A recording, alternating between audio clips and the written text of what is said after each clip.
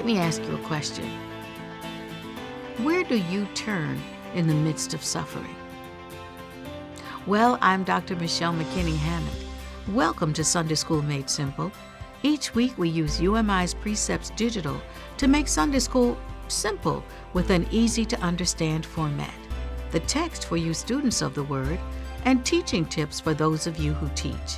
You can find more in-depth study, resources, and joining our community at preceptsdigital.com. Well, are you ready to begin? Let's pray. Father, there are times in our lives when life weighs on us heavily. And in those moments, we stop and pause and wonder, are you angry with us? Is there something that we've done? And yet you use it all for your glory. Help us to understand that sometimes our suffering is merely the process of bringing greater glory to you and greater character to our own lives.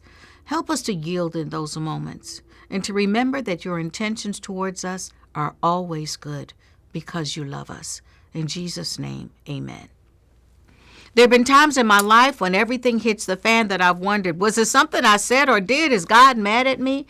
And yet sometimes that's not the case at all. Remember, Job was a perfect man, and he lost everything, not because of God's anger, but because of God's trusting him to handle the situation. So in these moments when life is throwing us against the wall and we're being blindsided by trials and challenges, perhaps this is merely a test.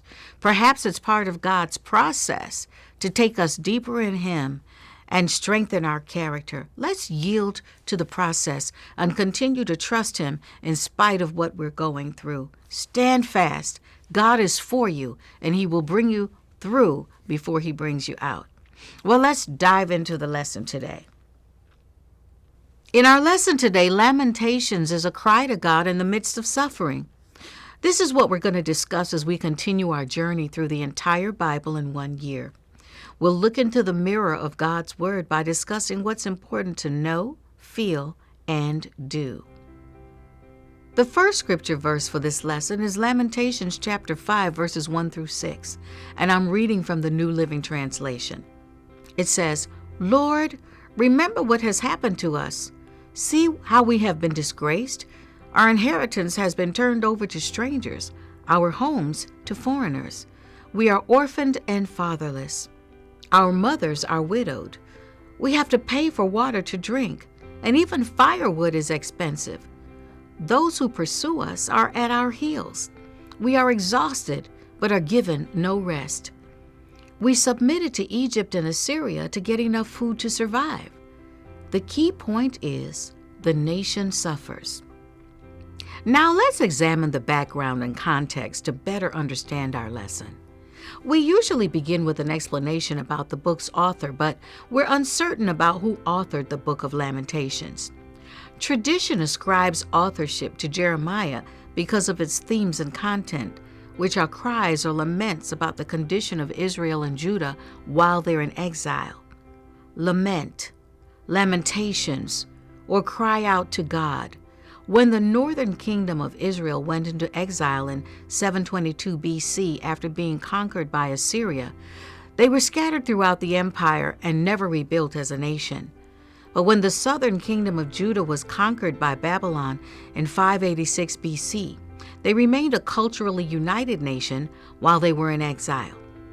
Eventually, they returned from exile about 70 years later and began to rebuild. Lamentations is written with this second group in mind. The prophet is lamenting or crying out to God about Judah's suffering, the horror of living as slaves in captivity, and the urgent need for God to answer because of Judah's overwhelming sorrow and disgrace. Even in captivity, Jeremiah remembers that God is merciful and faithful to keep his covenant promises. He invites the children of Israel to also remember. The big picture is, cry out to God. Our scripture today begins in chapter 5, where the struggles of the people are explicitly listed. These struggles are the result of Israel's sin, which has consequences. This is directly in line with Deuteronomy chapter 28, which details all of the consequences of breaking the covenant. Well, These have come to pass because of Israel's repeated sin of idolatry and more, compounded by their refusal to repent. Over and over and over again, the prophets urged the children of Israel to repent, but they wickedly refused to obey the Lord. The result was a calamity for the nation. Because of sin, Jerusalem and Judah were conquered. Our next set of verses is Lamentations chapter 5, verses 7 through 16, again in the New Living Translation. Our ancestors sinned, but they have died, and we are suffering the punishment they deserved. Slaves have now become our masters. There's no one left to rescue us. We hunt for food at the risk of our lives, for violence rules the countryside. The famine has blackened our skin as though baked in an oven. Our enemies rape the women in Jerusalem and the young girls in all of the towns of Judah. Our princes are being hanged by their thumbs, and our elders are treated with contempt. Young men are led away to work at millstones, and boys stagger under heavy loads of wood. The elders no longer sit in the city gates. The young men no longer dance and sing. Joy has left our hearts. Our dancing has turned to mourning. The garlands have fallen from our heads. Weep for us because we have sinned. The key point is the people suffer. These verses are particularly graphic in describing the terror that was taking place in the lives of the people who were left behind in Judah after the conquest by Babylon. It's important to be sensitive to those who may be dealing with or healing from trauma as we read these verses. The people blamed their parents and their ancestors for the consequences of sin. But as Ezekiel and Jeremiah clarify, everyone is responsible for his or her own sin. And please note that the references are not about the Israelites being or becoming black people, although there are definite similarities between the emotions experienced under slavery and those expressed in exile. The Israelites' skin is being baked because they are slaving in the hot sun. They lament because they are suffering from the oppression, trauma, and violence they are experiencing in Babylon. Now, not everyone was taken to Babylon. It was mainly the royals, wealthy and skilled workers. Some were left behind when Babylon conquered Israel, but these were the poor, the vulnerable, and the disadvantaged. The sins of the nation caused chaos for everyone, and those who were already vulnerable felt it worse than ever. The garlands, which represent symbols of honor with which they were crowned, have disappeared. The final set of verses is from Lamentations chapter 5, verses 17 through 22. Our hearts are sick and weary, and our eyes grow dim with tears. For Jerusalem is empty and desolate, a place haunted by jackals. But Lord, you remain the same forever. Your throne continues from generation to generation. Why do you continue to forget us? Why have you abandoned us for so long? Restore us, O Lord, and bring us back to you again. Give us back the joys we once had. Or have you utterly rejected us? Are you angry with us still? The key point here is their hearts suffer.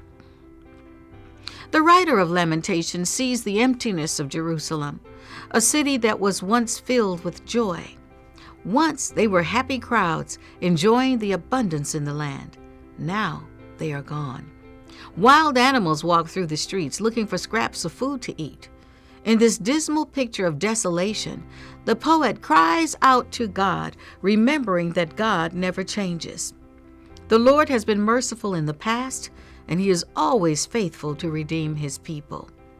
The poet calls on God to restore to Israel the joy of his presence, his peace, abundance, healing, deliverance, wisdom, and everything the people need. The writer asks God to show mercy and restore them, not because they deserve it, but because of who God is. However, as they look at the destruction, the question remains, will God forgive them, or will he continue to punish them? Of course, we know how the story ends. God does extend his forgiveness, and the survivors do return to rebuild the land. But this doesn't happen for decades. And while the people wait, they lament. For believers, the book of Lamentations is a reminder that it's okay to cry out to God and be honest about the sorrow we feel in our suffering. God sees, and God will respond, even though we may have to wait. That's what's important to know. But how should we feel in response to today's lesson? We should feel sorrow for the way sin destroys our lives. Sin is anything that is not in line with God's will. It is sad to see how personal sin impacts those to whom we are connected, our loved ones and our families. Collective sins harm our churches and communities. When leaders are wicked and selfish, those who are the most vulnerable suffer from violence and exploitation. It's terrible to see the destruction that sin causes, and it's right to cry out to God when we experience trauma, violence, and loss. In crying out, we lament and repent. Well, that's what's important to feel, but what should we do in response to today's lesson? We should repent and pray for the restoration of broken relationships with God. It doesn't get any more simple than that.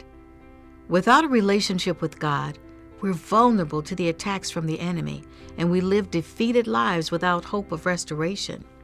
We need God's presence daily to live an abundant life, the life Jesus died to give us.